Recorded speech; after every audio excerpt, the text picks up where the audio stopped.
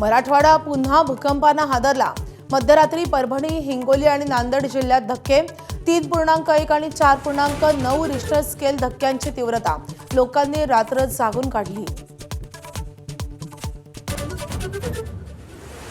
राज्यात 1 जून पासून पावसाचे 62 बळी। इमारती कोसळून 25 जणांचा बळी गेलाय, तर वीज पडून 23 जणांचा मृत्यू। यंदा झाडपडीनेही घेतले 6 बळी।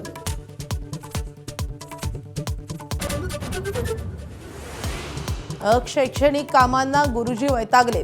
राज्यभरातले 11 लाख शिक्षक आज सामूहिक रजेवर।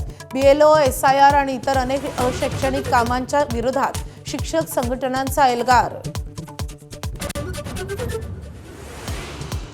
रायगड जिल्ह्यात पाताळगंगा नदीच्या पुरात वाहून गेले गॅस एजन्सीमधले शेकडो सिलेंडर। लोकांनी जीव धोक्यात घालून लुटले।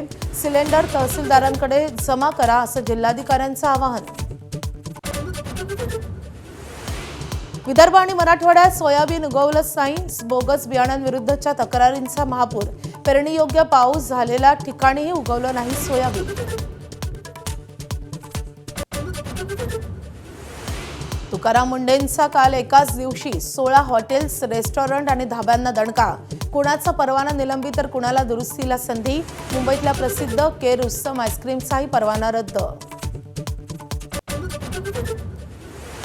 मुंबई महापालिकेकडून बिल्डरांच्या चुकीला माफी। 2016 पासूनच्या भोगवटा प्रमाणपत्र नसलेल्या इमारतींना दिला अभय। हजारो फ्लॅटधारक आणि सोसायट्यांना दिलासा। भूसंपादन करूनही मोबदला न देणारा टोल नाका जप्त करा। वाशिम न्यायालयाचा ऐतिहासिक निर्णय। अकोला हैदराबाद मार्गावरच्या तोंडगाव ढुंका टोल प्लाझा जप्तीचे आदेश। महाराष्ट्र नवनिर्माण सेनेच्या रेल्वे कामगार सेनेचा आज वर्धापन दिन। दादरच्या सावरकर सभागृहातील कार्यक्रमाला राज ठाकरे सहकुटुंब उपस्थित राहणार।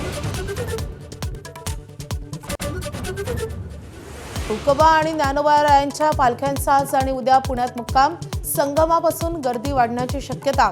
वारकऱ्यांच्या सोयीसाठी पुणे महापालिकेच्या 101 शाळा बंद।